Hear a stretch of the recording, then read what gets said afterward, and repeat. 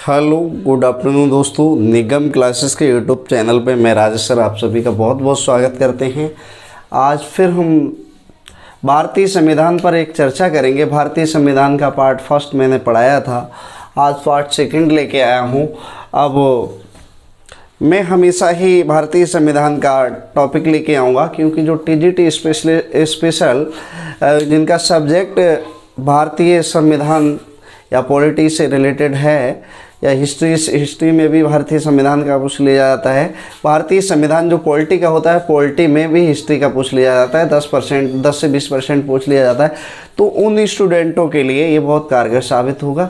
आज से पहले इसके इतनी, क्योंकि यूपीएससी लेवल के लिए हम पढ़ाते हैं भारतीय संविधान जो होता है स्पेशलिस्ट सब्जेक्ट होता है पीसीएस यूपीएससी के लिए, लेकिन अब स्पेशल उनके लिए है जो सीटेट और टीजीटी पीजीटी और स्पेशल एक पर्टिकुलर सब्जेक्ट से करेंगे। इस समय टीजीटी की वैकेंसी आई हुई है, टीजीटी पीजीटी पीआरटी की, तो उनके लिए जो स्पेशल सब्जेक्ट के रूप में अगर जो भारतीय संविधान भारतीय राजनीति को सेलेक्ट करता है तो उनके लिए वीडियो रामबाण साबित होगी।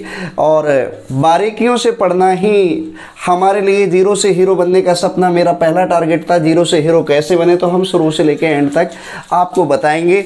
देखिए, रेसलर यानी कुश्ती जीतने वाला वही व्यक्ति होता है जो संघर्ष करता है।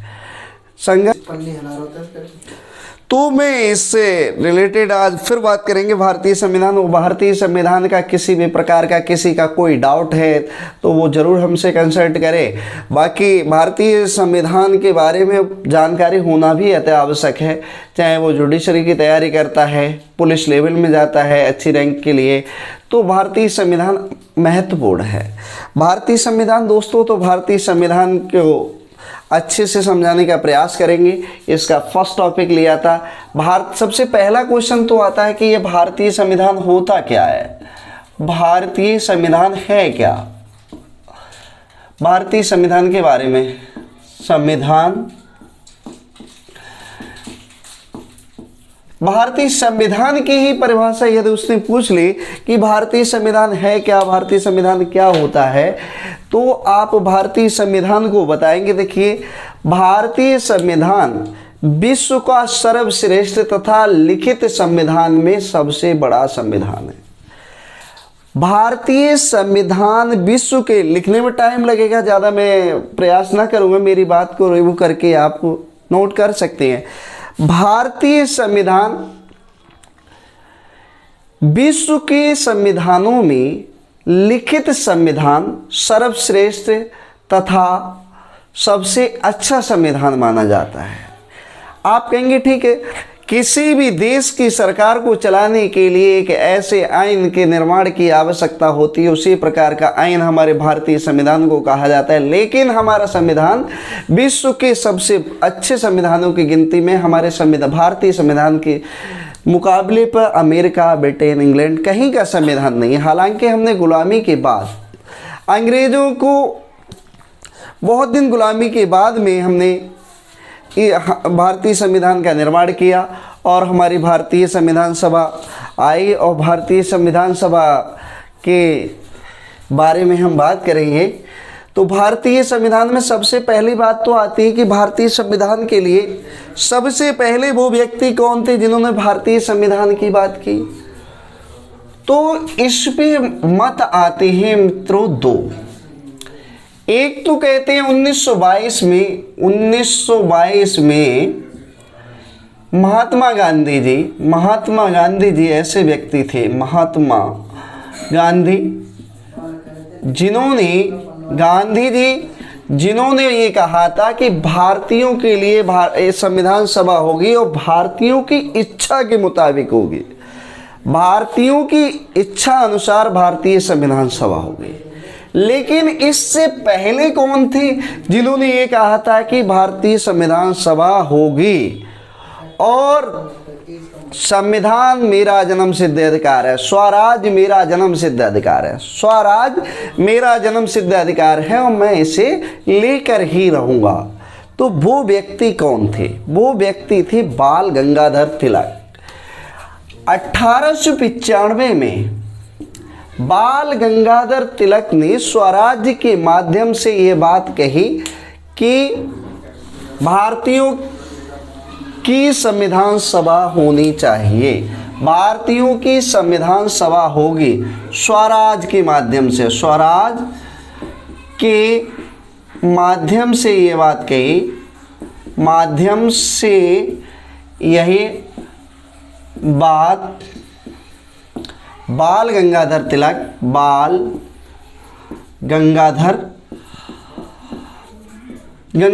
तिलक ने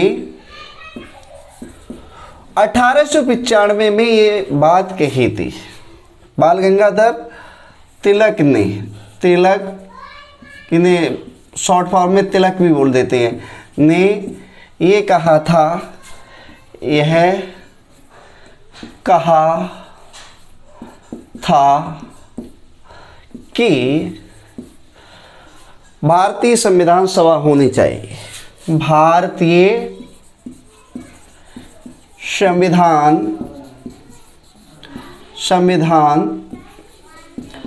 सभा होनी चाहिए, सभा होनी चाहिए।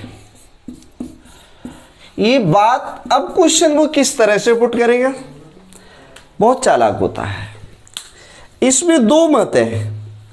सबसे पहले संविधान की बात करने वाले व्यक्ति कौन थे, तो तिलक अगर ऑप्शन में दिया है तो तिलक लगाएंगे, और महात्मा गांधी दिया है तो महात्मा गांधी लगाएंगे। महात्मा गांधी तो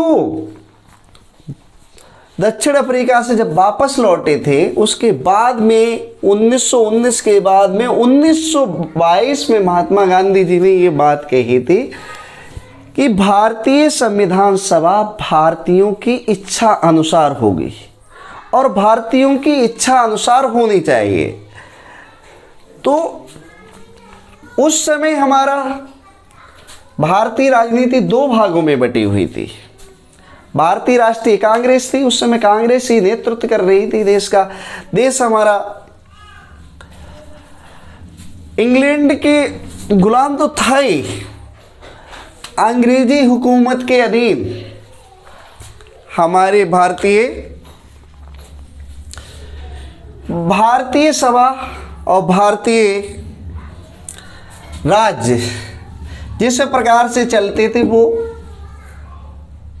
अंग्रेजों के बनाए हुए रास्ते, अंग्रेजों के बनाए हुए नियम उन पर चलते थे, क्योंकि 1935 वाला जो था उसी के माध्यम से चलता। तो उससे पहले की बात कर रहे हैं हम 1895, 1935 की तो बात नहीं कर रहे हैं।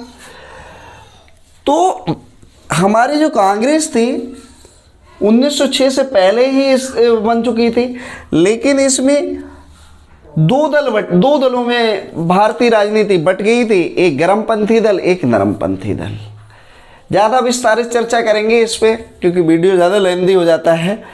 तो स्वराज्य के माध्यम से तिलक साहब ये कहते हैं कि 1895 में भारतीयों के लिए संविधान सभा होनी चाहिए। ठीक है, इस बात के लिए भारतीय लीडरशिप आगे बढ़ती है और संघर्ष करती रहती है, युद्ध आ जाता है। प्रथम वर्ल्ड वार चलता है। वर्ल्ड वार के समय में गांधी जी ये कह देते हैं कि जब दुश्मन पर आपत्ति आए तो हमें उसका साथ देना चाहिए, उसकी अवहेलना नहीं करनी चाहिए और उसे मुसीबत में नहीं बढ़ाना चाहिए। ऐसा मानना था हमारे गांधी जी का, और ये सत्य और अहिंसा के बल पर ही आज़ादी चाहते थे। जबकि हमारे नेताजी के नाम से नेताजी सुभाष चंद्र बोस को वो कहते थे कि जब दुश्मन पर आपत्ति आए, जब दुश्मन परेशानी में हो तो उस पर हमें हमला कर देना चाहिए, तभी जो अंग्रेज भागेंगे। अंग्रेजी निठुर सरकार अन्यथा हमारा पीछा छोड़ने वाली नहीं है। लेकिन ऐसा कुछ नहीं हुआ, गांधी जी की बात चलाई गई और गांधी जी सत्य और अहिंसा के दम पर रहे। 1922 में गांधी जी को भी ये पता चल गया कि भारतीयों के लिए संविधान सभा हो, भारतीयों की इच्छा अनुसार होनी चाहिए। इससे पहले अंग्रेज इस बात को कह गए थे कि भारतीयों के लिए संविधान सभा तो होगी, लेकिन उसमें मुख्यतः भारतीय सदस्य होंगे। मेरे भाई, भारतीयों की जब संविधान सभा होगी और मुख्यतः भारतीय सदस्य होंगे तो इससे साधारण सी बात है कि मुख्यतः होंगे तो और कई लोग भी होंगे। भारतीयों की संविधान सभा बन रही है, लेकिन भारतीय सदस्य मुख्यतः होंगे, तो और सदस्यों के यहाँ क्या काम है? इसका भारतीय राजनीति और महात्मा गांधी ने बहिष्कार कर दिया और इसे स्वीकार नहीं किया। और दूसरा शब्द ये भी आया कि युद्ध के पश्चात, गांधी जी कहने लगे युद्ध के पश्चात क्यों, युद्ध के समय क्यों नहीं?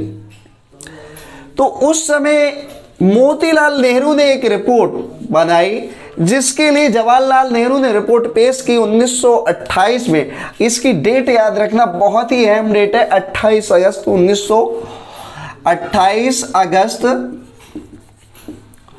1928 को नेहरू रिपोर्ट में ये कहा गया, नेहरू रिपोर्ट में ये भारतीय संविधान का नेहरू रिपोर्ट प्रस्तुत की गई। क्या की गई? Nehru report. Nehru report, Nehru report की रूपरेखा तैयार की गई। नेहरू ने संविधान की, यानी मोतीलाल नेहरू ने एक संविधान की रूपरेखा तैयार की थी, वो प्रस्तुत की अंग्रेजों के समक्ष। मोतीलाल नेहरू जो थे, आपके नेहरू जी के पिताजी, जवाहरलाल, प्रथम प्रधानमंत्री जवाहरलाल नेहरू के पिताजी मोतीलाल नेहरू, उन्होंने भारतीय संविधान सभा, मोतीलाल नेहरू ने संविधान की रूपरेखा तैयार की थी। संविधान की रूपरेखा तैयार की थी मित्र, तैयार की थी। अब यह क्वेश्चन आएगा, मोतीलाल नेहरू ने संविधान की रूपरेखा कब तैयार की और नेहरू रिपोर्ट कब प्रस्तुत की गई?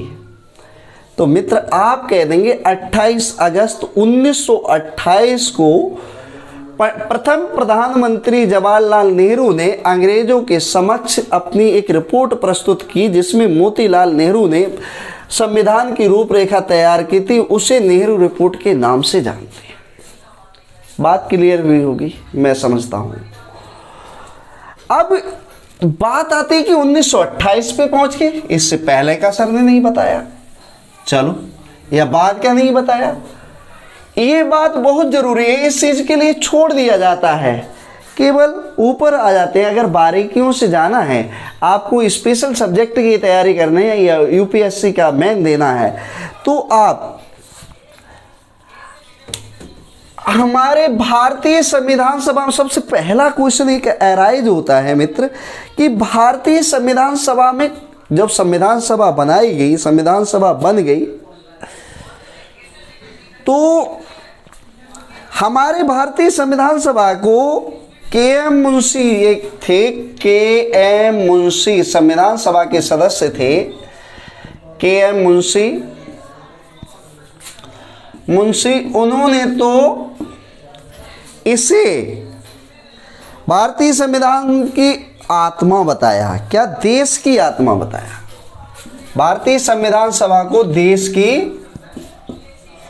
आत्मा बताया। क्या बताया? आत्मा। के.एम. मुंशी का पूरा नाम क्या है?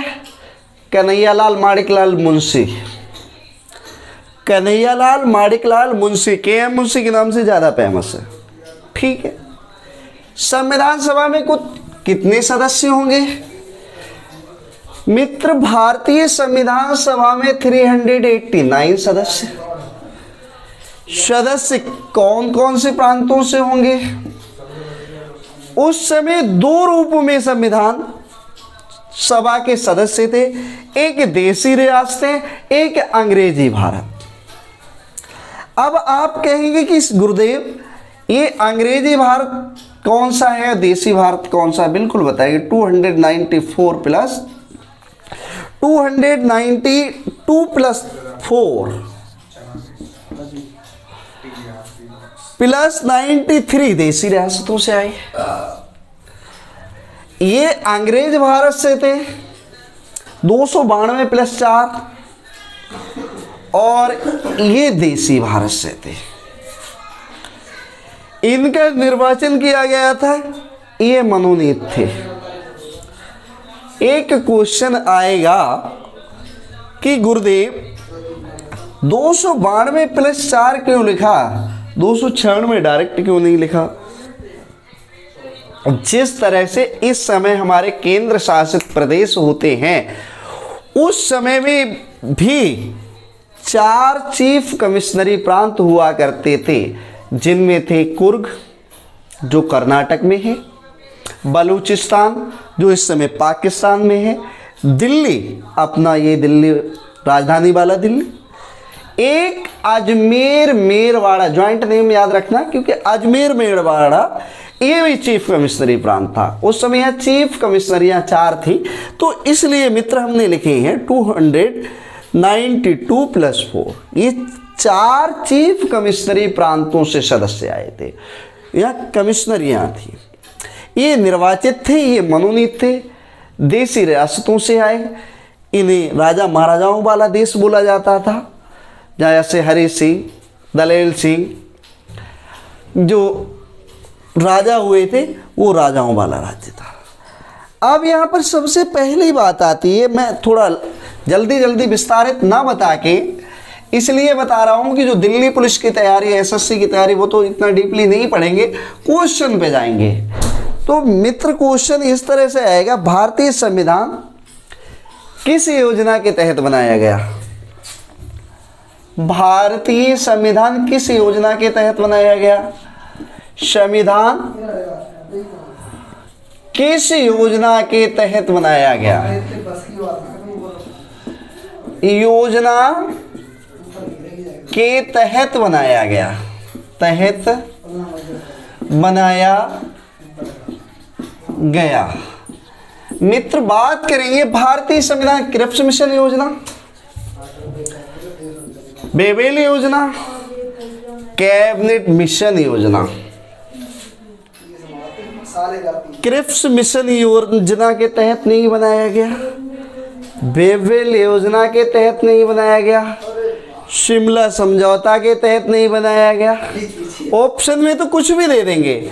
कैबिनेट मिशन योजना के तहत भारतीय संविधान बनाया गया। कैबिनेट मिशन योजना के तहत भारतीय संविधान बनाया गया।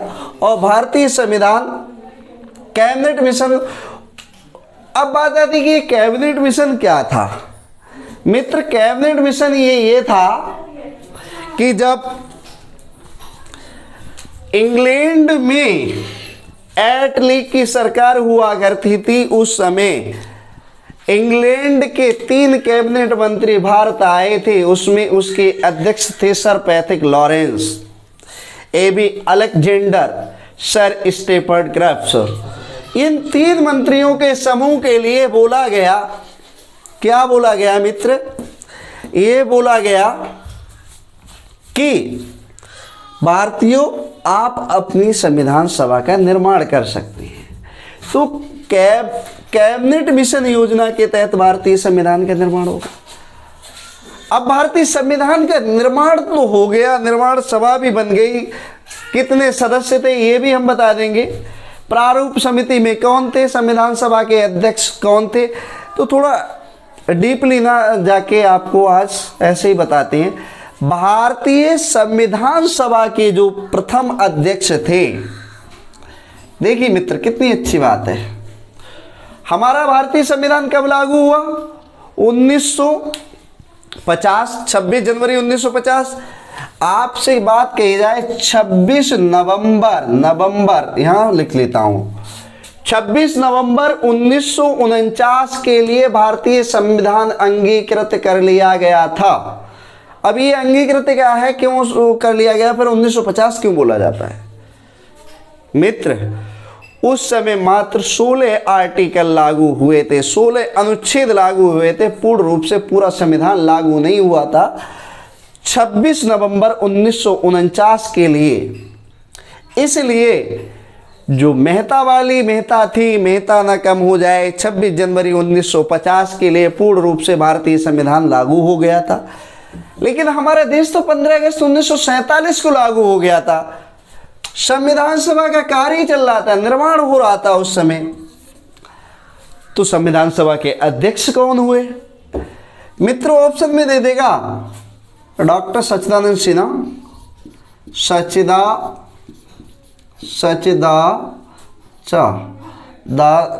इस गिनती पे बिल्कुल गलती में ना जाए, सच्चिदानंद सिन्हा और डॉक्टर राजेंद्र प्रसाद। अब आप राजेंद्र या प्रसाद, अब आप कहेंगे कि मित्र ये तो सर ने बड़ा धर्म संकट में डाल दिया। मित्र ये दोनों ही संविधान सभा के अध्यक्ष थे। ये डॉक्टर राजेंद्र प्रसाद थे, वो स्थायी अध्यक्ष थे, और डॉक्टर सच्चिदानंद सिन्हा थे, ये अस्थायी अध्यक्ष थे। उस समय संसद भी चलती थी, संविधान का निर्माण भी होता था। संविधान का जब निर्माण होता था तो डॉक्टर सच्चिदानंद सिन्हा उस समय अध्यक्षता कर रहे थे संविधान सभा का, और जब संसद चलती थी तब राजेंद्र प्रसाद। अब सच्चिदानंद सिन्हा को ही क्यों बनाया गया? सच्चिदानंद सिन्हा को इसलिए बनाया गया था क्योंकि संविधान सभा में ये सबसे बूढ़े व्यक्ति थे।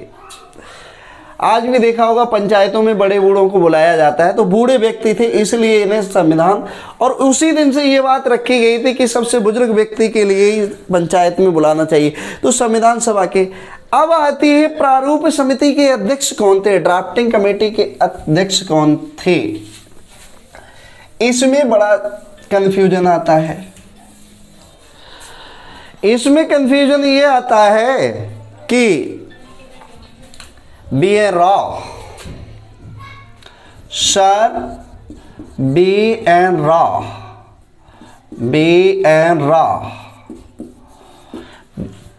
और डॉक्टर भीमराव अम्बेडकर, डॉक्टर भीमराव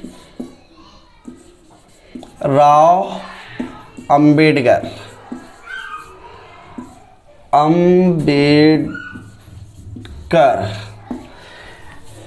मित्र ड्राफ्ट तैयार करने का, प्रारूप तैयार करने का कार्य जो किया था ड्राफ्टिंग कमेटी के अध्यक्ष,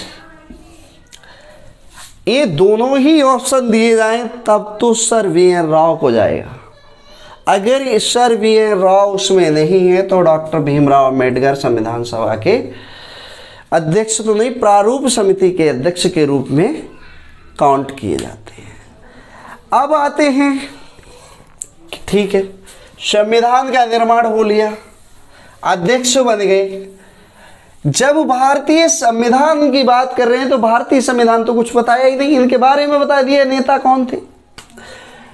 भारतीय संविधान के निर्माण के समय भारतीय संविधान में कितने आर्टिकल थे, कितने भाग थे? 395 अनुच्छेद। ये अनुच्छेद जब थे, मित्र ध्यान रखना, जो बच्चे दिल्ली पुलिस एसएससी और इनकी तैयारी करते हैं वो ये याद रखें, 395 अनुच्छेद जब थे 26 जनवरी 1950 के लिए, 26 जनवरी 1950 के लिए थे, ना कि अब। ठीक है, अनुसूचियां ये हम सब आपको जो बता रहे हैं ये 26 जनवरी 1950 वाली बात बता रहे हैं। 8 अनुसूची थी मित्र, ठीक है, 8 अनुसूची थी, मान लिया, और 22 भाग थे उस समय जब हमारा ये सॉरी यार क्या भाग, इट हैपेंड बाय मिस्टेक। भारतीय संविधान, इस आयन का जब निर्माण किया गया था मित्र, तो भारतीय संविधान में 395 अनुच्छेद, 8 अनुसूची और 22 भाग थे। आज करंट में जब हम वीडियो बना रहे हैं 14 अक्टूबर 1920 को, तब 14 अक्टूबर 1920, ये लिखने की वैसे बात नहीं थी, हम वीडियो इस दिन बना रहे हैं इसलिए बात कर रहे हैं। 2020 यार, 1920 यार, 2020 को इस समय इतने थे, तो इस समय कितने थे मित्र? आज के समय में हमारे 476, 75 या 76 लगभग मान लेना अनुच्छेद है, ठीक है। 12 अनुसूची है और 25 भाग हैं मित्र। ये इस समय है करंट के। अब आप कहेंगे ठीक है ये है, लेकिन आगे बात चलती है। जब भारतीय संविधान बनाया गया था तो इस बात का बड़े अच्छे से कह दिया गया था कि कोई भी संविधान में संशोधन होगा तो प्रस्तावना को ध्यान में रखते हुए, उसकी उद्देशिका को ध्यान में रखते हुए ये आर्टिकल जोड़े जाएंगे। तो इसलिए आर्टिकल पढ़ तो सकते हैं, घटते तो नहीं, क्योंकि जब भी संविधान संशोधन होगा और वो आर्टिकल बन जाएगा, बिल पास दोनों सदनों में पास होके राष्ट्रपति का साइन हो जाएगा, तो वो आर्टिकल के रूप में जुड़ जाएगा। तो वीडियो ज़्यादा बड़ी ना बनाते हुए हम आप लोगों से यहीं पर ये कहना चाहूँगा कि यदि आपको और हमारी वीडियो, विस्तारित वीडियो चाहिए भारतीय संविधान की, तो मैं भारतीय संविधान का स्पेशल वीडियो डालता रहूँगा। आप लाइक, शेयर, कमेंट अवश्य करें। लाइक ज़्यादा से ज़्यादा करें, सब्सक्राइब ज़्यादा से ज़्यादा कराएं, ताकि हम आप तक पहुंच सकें। और मेरा कोई लालच नहीं है, सब्सक्राइब इतने कर दीजिए, जोश के साथ जुड़ जाइए। आपकी कंपटीशन क्वालिफाई मैं कराऊंगा, मेरा वादा है, लेकिन पढ़ना आपको भी पड़ेगा मेरे साथ। Thank you for watching this video.